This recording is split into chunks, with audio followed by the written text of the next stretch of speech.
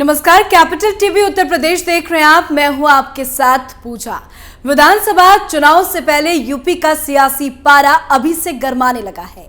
UP में अब अब्बाजान बनाम चाचाजान की सियासी लड़ाई होती दिखाई दे रही है।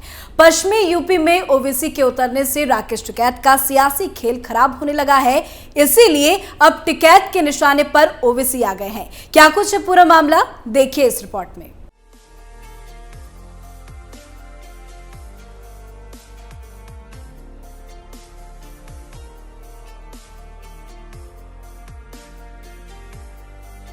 यूपी की सियासत अब्बाजान बनाम चाचाजान के इर्द गिर्द सिमट रही है।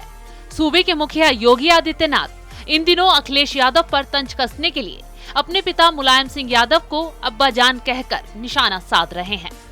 तो वहीं भारतीय किसान यूनियन के नेता राकेश टिकैत ने असदुद्दीन ओवैसी को बीजेपी का चाचाजान बता दिया है। ऐसे में सवाल उठता है कि असदुद्दीन ओवैसी की यूपी में सक्रियता से राकेश टिकैत क्यों बेचैन हो रहे हैं। कृषि कानून के खिलाफ आंदोलन कर रहे राकेश टिकैत यूपी में अगले साल होने वाले विधानसभा चुनाव में बीजेपी को सबक सिखाने का ऐलान कर चुके हैं। बीजेपी को वोट से चोट देने के लिए सूबे में घूम घूम कर रैलियां और जनसभाएं कर रहे हैं, ताकि पश्चिमी यूपी में जाट मुस्लिम के बीच दूरियों को पाटा जा सके। किसान आंदोलन के बहाने जाट मुस्लिम एकता के प्रयास में जुटे राकेश टिकैत की राह में सबसे बड़ी दिक्कत ऑल इंडिया मजलिस-ए-इत्तेहादुल मुस्लिमीन के प्रमुख असदुद्दीन ओवैसी बन रहे हैं। असदुद्दीन ओवैसी उत्तर प्रदेश में अगले साल होने वाले विधानसभा चुनाव में पूरे दमखम के साथ लड़ने की तैयारी में जुटे हैं। ऐसे में उन्होंने सूबे की 100 मुस्लिम बहुल्य सीटों पर अपने प्रत्याशी उतारने का ऐलान किया है। असदुद्दीन ओवैसी की राजनीति सक्रियता से राकेश टिकैत चिंतित नजर आ रहे हैं, क्योंकि मुस्लिम वोटों का बिखराव बीजेपी की राह आसान बना सकता है। यही वजह है कि टिकैत ने हापुड़ की एक रैली को संबोधित करते हुए कहा कि बीजेपी के चाचाजान असदुद्दीन ओवैसी अब उत्तर प्रदेश में आ गए हैं। ओवैसी को बीजेपी ने ही बुलाया है। ये बात गांव के लोग कह रहे हैं। देश में जहां जहां चुनाव होंगे वहां वहां बीजेपी के चाचाजान आएंगे। ओवैसी बीजेपी को कुछ भी कहें, लेकिन उन पर केस दर्ज नहीं होगा। दोनों एक टीम के हैं।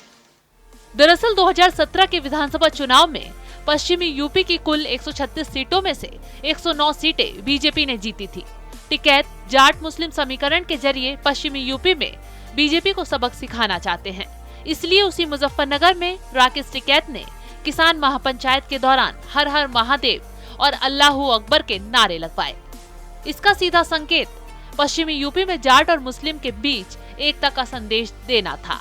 वहीं एआईएमआईएम के प्रवक्ता ने इस बात पर कहा कि राकेश टिकैत कितने सेकुलर हैं, उन्हें मुझसे और मेरे लोगों से बेहतर कोई नहीं जानता। 2017 और 2019 के चुनाव में वो बीजेपी को जिताने का काम कर रहे थे। अब मुसलमानों के कंधे पर बैठकर अपना राजनीतिक सफर तय कर रहे हैं।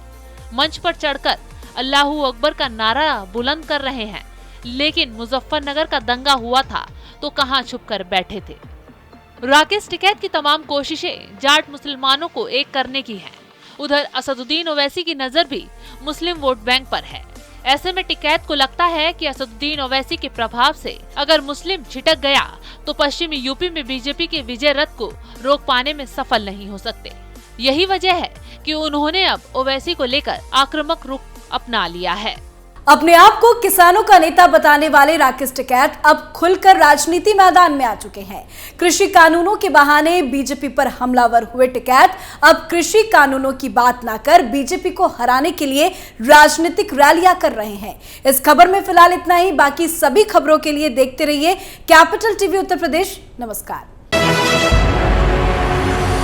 आपको हमारा वीडियो पसंद आया हो तो इसे लाइक करें, हमारे channel capital TV Uttar Pradesh को सब्सक्राइब करें और हाँ, बेल आइकन दबाना ना भूलें, ताकि आप तक हमारे वीडियो की नोटिफिकेशन पहुंचती रहे।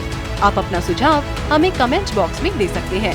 हमारे साथ जुड़ने के लिए शुक्रिया।